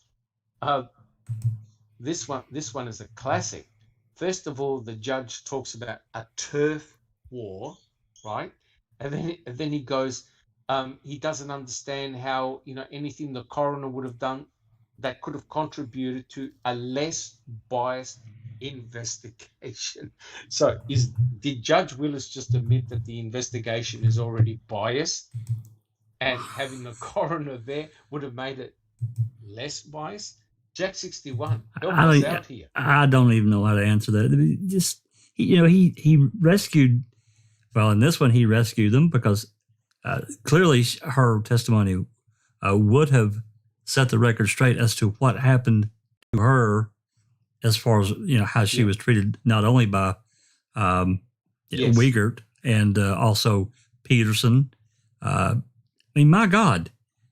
But, at the end of the day, she could have given that and the jury could have weighed it one way or the other. But no, they didn't want her, the state didn't want her up there. So Willis said, hey, we don't see anything relevant. You just need to go on. That's correct. But you see, now I'm playing the devil's advocate here. In effect, it's true. Deborah Kakatsch could not have really presented very much because she wasn't there. That's not the point. The point is she would have told the story of why she wasn't there. That's right. And that's the damaging part to the state. She would have said, well, normal protocol dictates that because I'm the coroner and a body has been found, according to this particular statute, there was a legal requirement for me and my team to be there. That's all she had to say. That's all she had to say. And Strang would have questioned her. Strang would have, in actual fact, Strang summarizes what he would have said.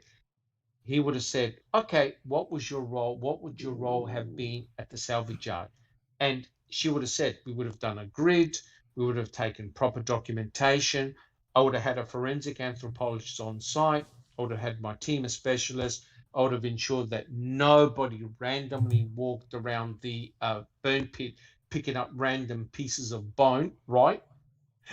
Right? I was just going to say that. I bet that there wouldn't have been a box full of bones. Just, these bones could have came from any damn where. Just throw it in the box and cart it off. It would have done properly. Correct. And the insane thing is this, right? Errol says, look, it got dark. We went home. We just left the burn pit. And you think to yourself, wait a minute. The victim potentially could have been killed here, and you guys went home because it was dark.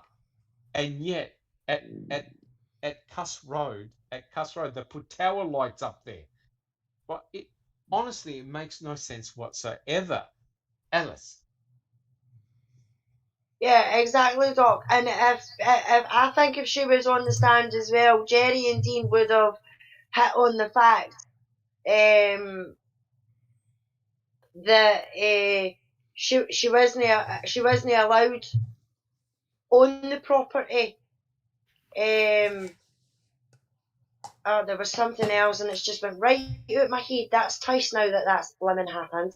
It's just like brain freeze all of a sudden. a brain freeze. Yes. Yeah. I mean, the fact that Judge Willis didn't pick up on the fact of the conflict of interest is the thing that bugs me the most, because I think that's one thing that Dean and Jerry would have went over as well, would have went over her past cases, and they would probably asked her that question: have you ever had any involvement with the Avery family or anything like that in any of your cases or your career? She would have said no. So then that would have put the conflict of interest right out the window. But the judge never even picked up on that. She was the furthest one away from having conflict of interest. But yet he still let Manitowoc them get away with Manitowoc and that being on the property. Yes, that's correct. 100% correct. So it makes no sense that they can block the coroner and yet allow all the other officers from the MTSO to literally walk around the property doing whatever they wanted, collecting evidence, etc., etc. So they were deeply involved. Furthermore, you had Colburn, you had Lenk, and they were deposed in the Stephen Avery civil suit. Those two should never have set foot on the property, right? And yet they were there. They were there for critical pieces of evidence, which goes to show, it blows the whole thing of why they didn't allow Deborah on the property. It blew it out of the water. It was so ridiculous. All right, guys, do we have any other comments? So you can see here the judge didn't help whatsoever. But it is true. Deborah Kakatsch could not have offered anything meaningful because she wasn't there. But she would have revealed the process of what should have taken place. Sammy, do you have a comment? Oh, well, we just had a question or so on here, and one of them was Jasnaz asked, did the state take ash or soil samples? And at first, I think I misread that, and I said, I think not. What I was thinking was they didn't test any of that as far as I could tell. No. What they did is the actual burn pit itself had a fine layer of ash down at the bottom because it had rained, so all the material was compact. According to Erdl, what they did is that they took shovelfuls of the ash and sifted it. So by doing sifting, all the larger bone fragments they collected, but all the finer stuff they sifted, and it went down to the bottom. The question is, did they actually test any of the ash? I don't believe they did.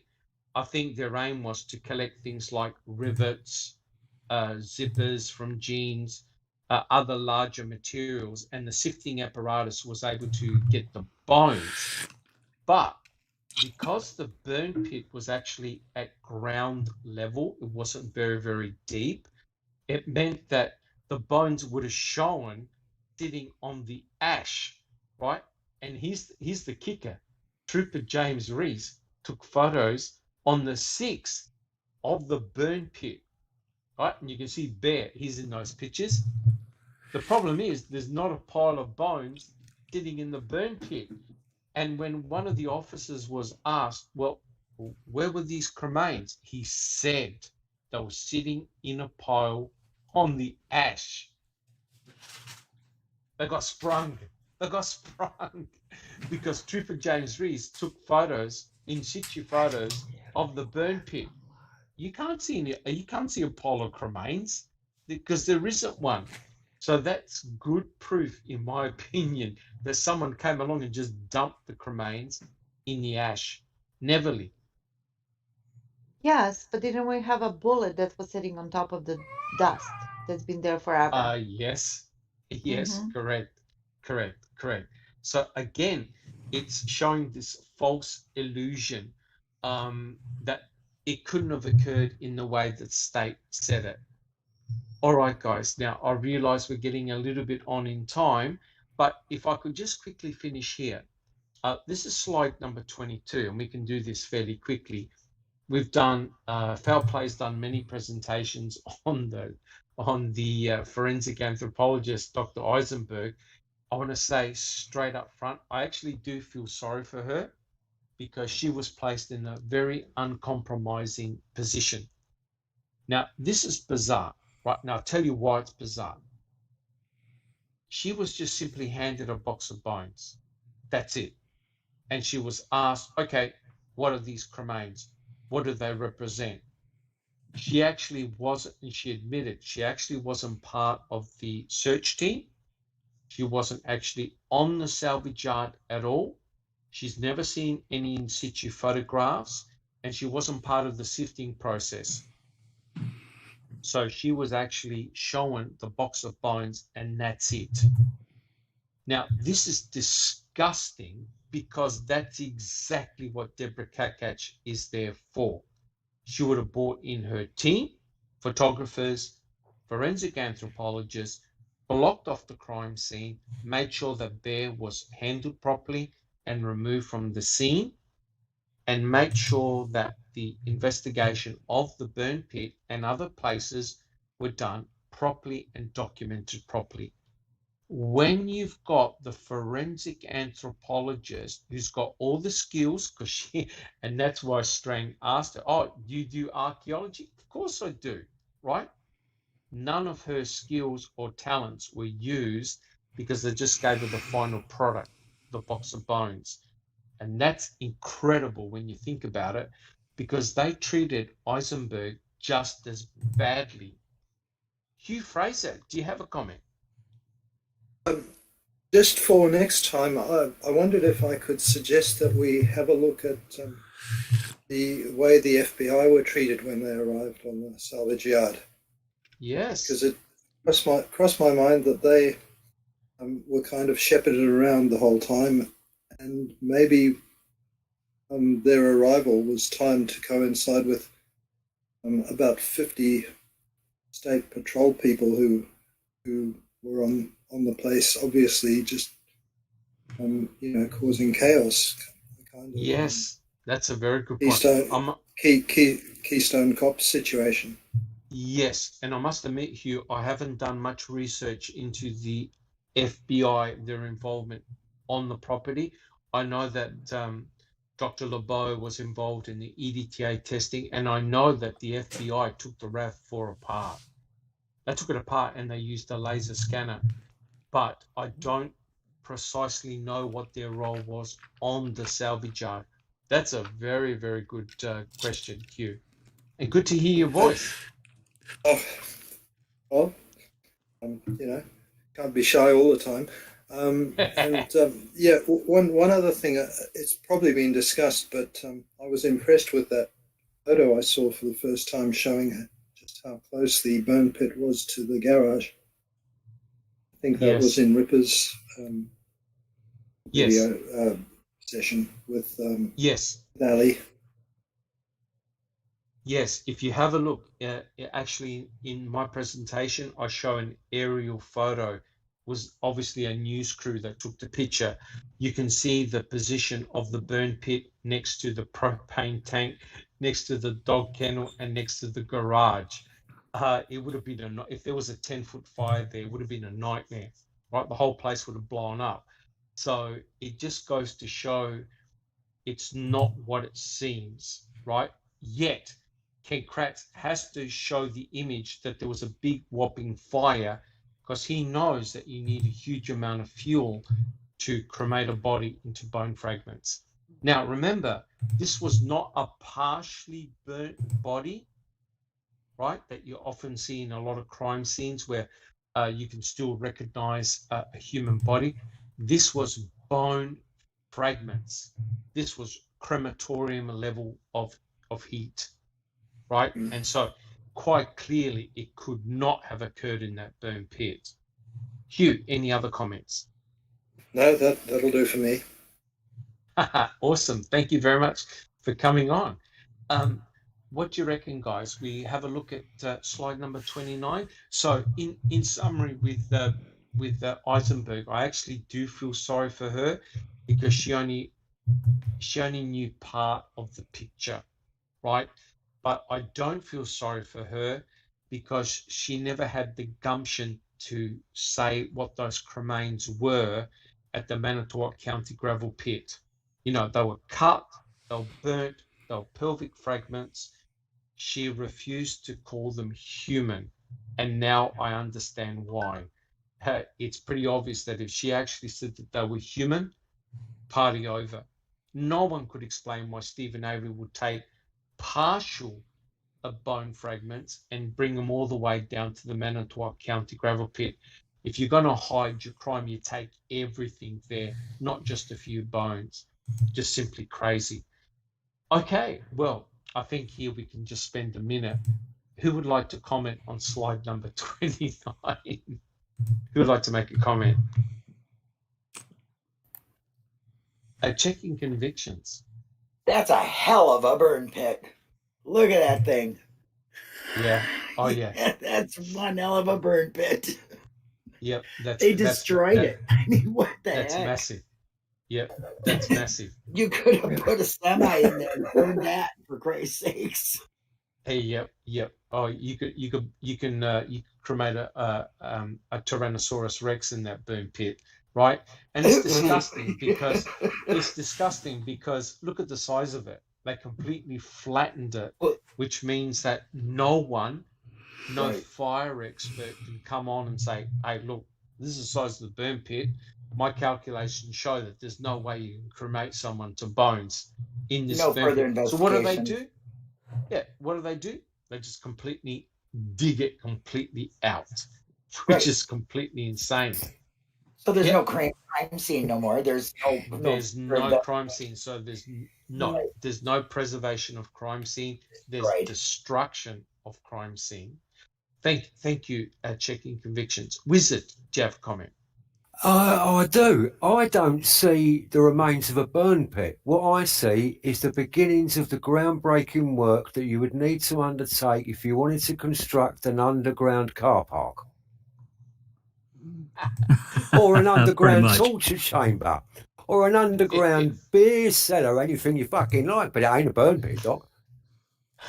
No, that's correct. I query the word pit. Yeah, I've seen someone else query that as to whether it's a pit at all. I don't see a pit. No, it's not. And in actual fact, what it was to me is that I don't know who built it, whether it was actually Stephen or Roland Johnson or whoever had actually built it. What they did is that they got a mound of dirt and they put rocks around it, special stones, obviously to prevent the spread of any fire. And then they got a skip and end loaded with a bucket, and they took a scoop out. That was the pit. That was the burn pit. Was the width of a bucket. So they took a scoop out. They put all their food scraps and other bits and pieces, and they burn them. And I think Stephen Avery was also burning brush for redont, right?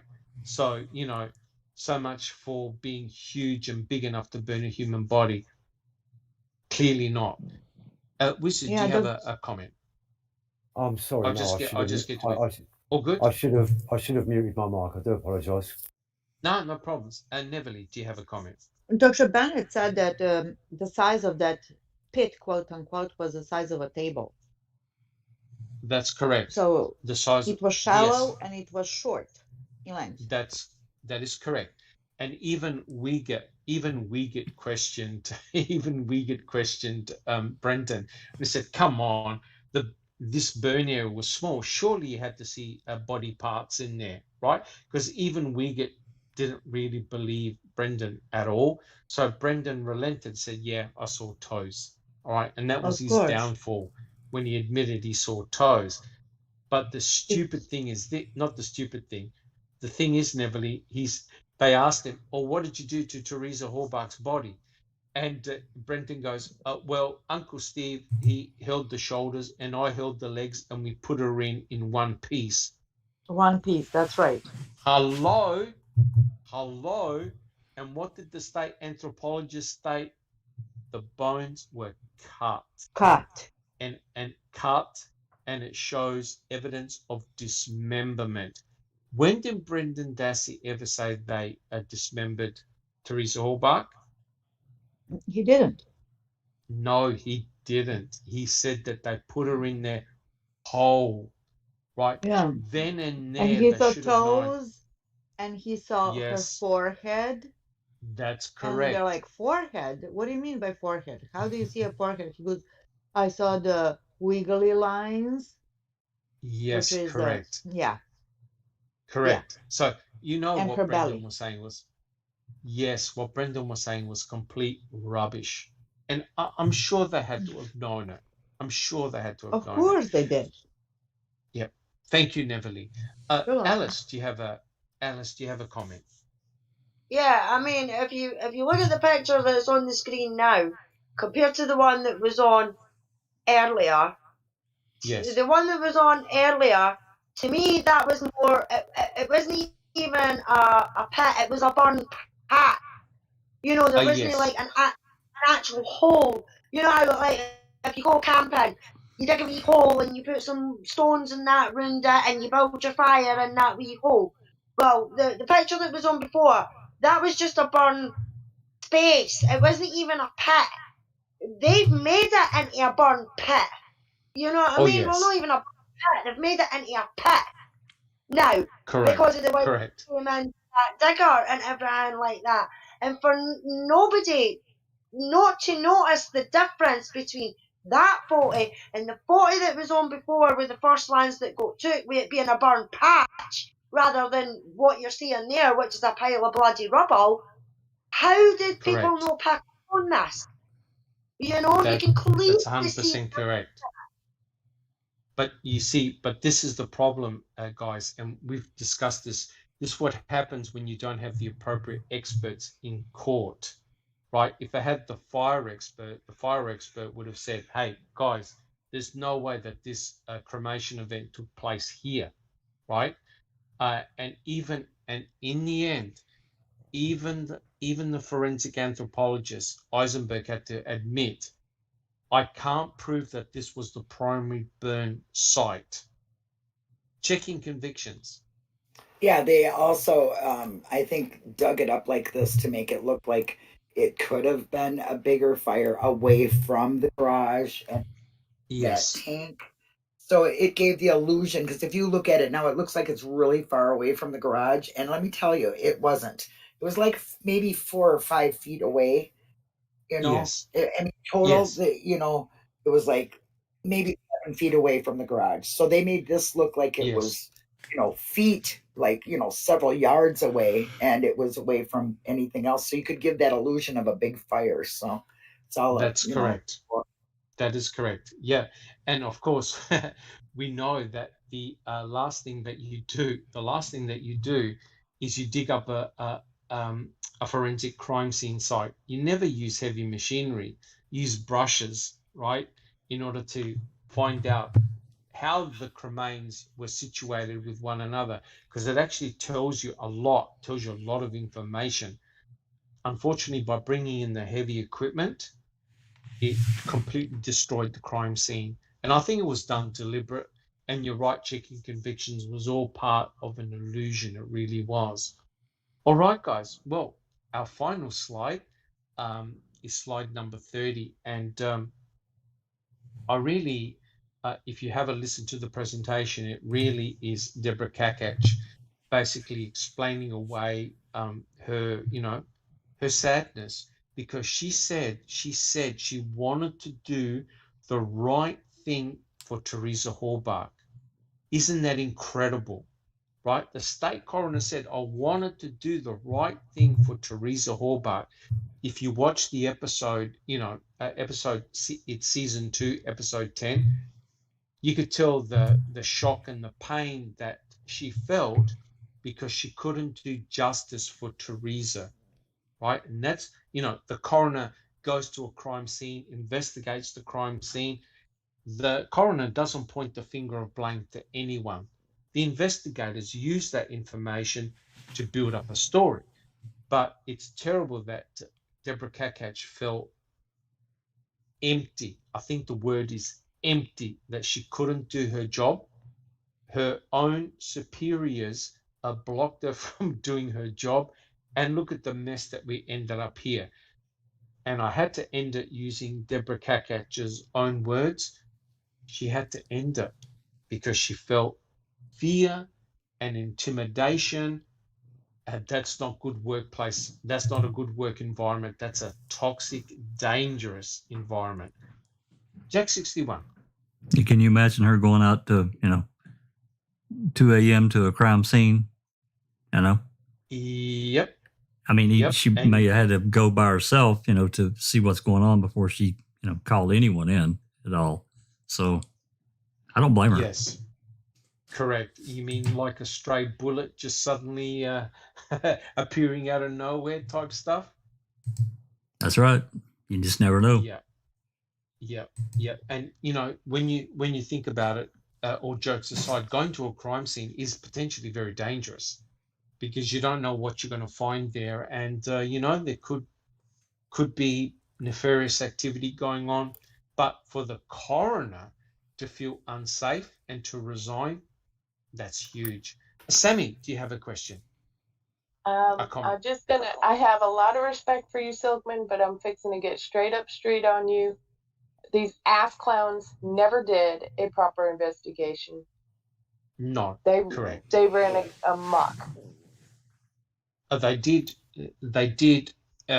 Sammy, they did what they wanted to do.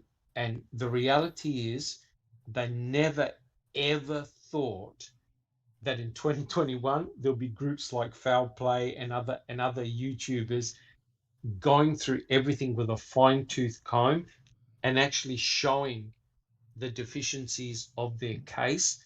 And you mean that they pieced all this together and just threw shit in there? Yeah. Correct. And what better way to show the dishonesty and disgusting behavior by presenting the coroner and what they did to one of their own, right? And if they were able to do that to Deborah, who's a highly qualified, skilled person, then they had no regard for Stephen or Brendan or their respective families. None. Checking convictions. Yeah, I just want to say, with them not even having her there, not only does it show lack of or procedure in a whole, but doesn't it even, prevent Strain and Buting from doing their job? I mean, they really don't. How are they going to, get experts or, question anything like that, So it really prevents them from even being defensive for Stephen, having them screw up the investigation with something so important. I mean, am I correct there? Or 100% correct. If you stuff up the investigation, everything after that is a disaster. And that's exactly what we got, a disaster, right? Everything should have been clear, crystal clear, right? Because you've got your crime scenes, you've got your RAV4, you've got your investigation that takes place. There should be no questions. It should all be crystal clear. The mere fact that everything was done very poorly, you had individuals there that had obvious conflicts of interest. I worry a lot about Cherie Colhane and her forensic work, and the fact that she had a 20-year history with Stephen Avery, the fact that the coroner was not allowed on the property. You got no in situ photographs. Guys, this is not a crime scene investigation. This is an episode of the Three Stooges, you know, with all respect. It's ridiculous. Alice. Yeah, it is ridiculous, Doc, because I mean, if you think about, if you're making your dinner and you burn your tatties or something like that, the smell stays there for a good maybe half hour or so, and you have to open the windows and everything like that to let the smell away. If Stephen was burning a body in that back garden he has, the smell would have been horrific. The Yes. Barb and that would have smelled it. His mum and that would have smelled it. Even bloody Redant and that would have smelt it. Probably people going along Highway 47 would have smelt it, but depending on the wind direction and everything like that. You know what I mean? There's no way of disguising that sort of smell, no matter how hard you try. So it is all a load of bollocks that Stephen burned her body in that bloody burn patch. It's just nonsense. Yes, but not only that, right? Here's the irony. Scott Tadish, did you smell anything? No. And he's the one that said big whopping fire. So if there's a big whopping fire, there's a big whopping fire. You've got, I hate to say, you got a human body being cremated at that time, right? Because you've got a big, great whopping fire. No smell. No one smelled anything nefarious. Jack 61. Yes, thank you, Alice. Jack 61. Yeah, there would have been, his statement that, Brendan or Stephen, whoever was standing beside the fire, if that was a big 10-foot fire, like, whatever, a big, large fire, they wouldn't have been standing next to it. I guarantee you that. Yeah, correct. 100% correct. If it's a big whopping fire, you're not going to be standing within 1 foot of that fire, tending to the body. It's completely ridiculous. And let's face it, right? Ken Kratz was talking about mutilation of a corpse.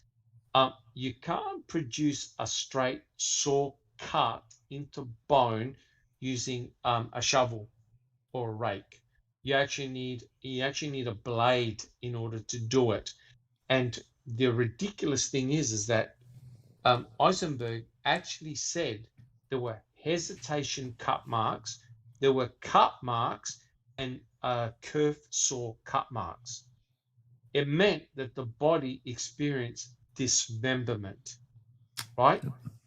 Now, how on earth can you overcome that fact? That's a fact because the effect of the blades is on the bones, right? You can't hide that, okay? So therefore, what the state is presenting is clearly not what occurred. It's completely crazy. All right, guys, we've been going on for quite a while now.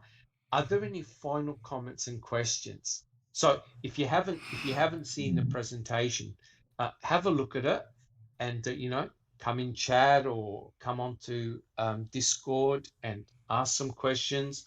I'm more than happy to answer questions, but I think have a look at the presentation first and see what you get out of that. Guys, any final comments? Neverly.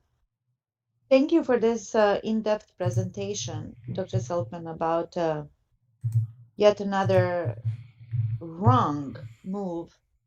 Yeah. Yeah, it's not. I was gonna say it's wrong, right? I believe it's wrong on many fundamental levels. Many fundamental levels. Yeah, and what I wanted to do is present a human story. Actually, what it was like, because we look at a documentary, you can't really have sympathy with that particular personal character, but with the coroner, you knew that the fix was in. You knew that something nefarious was going on, right? It didn't make any sense at all. Neverly, any Yeah, other comments? I wanted to thank you for that, and I wanted to thank all our. We have like 60 people in the chat, and they're asking great questions and proving really awesome points. And we have some newbies, so this is a perfect place for them, if you ask me, because you Yes. presented like a professor that you are, you know. So, No, you're being well, too you kind. are. You're being too kind. Yeah, well, you are. Come on, take some credit. Take some Yeah, credit. no, I'm very. I know Put it you this way, love it. Yeah, no. I'm very lucky. I've got a great team, and that I'm Yeah, part of a great team. And of course. you know, everyone, you know, okay, that was my profession as a lecturer. I can put it together and say a story, but it's all the passion and hard work of everyone. That's very important. And you're right, Neverly. It's true. There are new people that come onto the case, just like the Luke Mitchell, Jody Jones case. I know very little, and I'm learning, and I ask questions too. And I know that WATP is in the chat. You know, him and I have had some great discourses in the Luke Mitchell, Jody Jones case, and we learn, right? And even in that case, there's a lot of shenanigans going on, as is in this case, right? It's terrible. Thank you, Neverly. But thank you, Neverly. No, thank you very much. Jack 61. I just thank everybody for for yesterday for the tribute, all day tribute to Eric Jose, and that it really went really long last night. And hats off to Ripper for that marathon session, is all I can call it. Wow. So it was. It was awesome. I even got to talk about JFK. That was after I left. Then I missed it. I'll have to catch the end of that one. Yes, no, it was really good. It went for 7 hours, but the incredible thing, and I say it again, I feel very privileged to be part of this group, and we're full of passionate and hardworking people. But as many other YouTubers, as you saw in the presentations that were done yesterday, and Paul Capaldi did a marvelous job to glue it all together. And it goes to show that, you know, we're still learning. We're learning a lot. And don't forget, there are many, many cases out there that don't get this sort of publicity that are still just as tragic, I think, you know. But the good thing about this particular case is that we can follow it from 1985 right up to 2005. And what you know, it's the same players, it's the same people causing the same problems for Stephen, Brendan, and their respective families. It's truly, it truly is an amazing case. It is. Jack 61. No, I'm just waiting we get finished here, Doc. Right. So, guys, if there's no further comments, look, thank you very much. That was a very active chat, lots of good comments. And yeah, please keep it up and come and join us on Discord. As you know, we have a very active YouTube channel where we do various projects like this one, the open mic. And so it's awesome. Bibi, do you have a comment? WATP said that you're a good speaker, Dr. Silkman. Thank you very much. No, we've got, thank you. I appreciate that. We're very blessed. We've got a lot of very good speakers in this group, and that's why I really like Foul Play.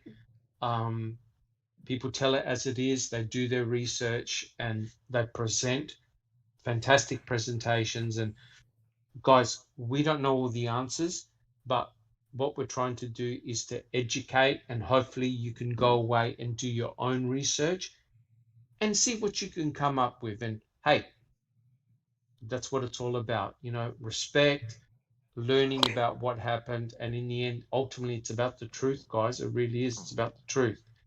Wizard. Yes, I would just like to take this opportunity to thank everybody for coming to listen to our open mic this evening. I would respectfully ask that you would be so kind as to like our channel, subscribe, and hit the bell when you will get regular updates. Thank you very much, and we hope to see you next time. Thank you very much, Gov. Beautifully spoken. Beautifully spoken. All right, guys. Well, if there is no more comments from the panel, look, thank you so much. That was really enjoyable.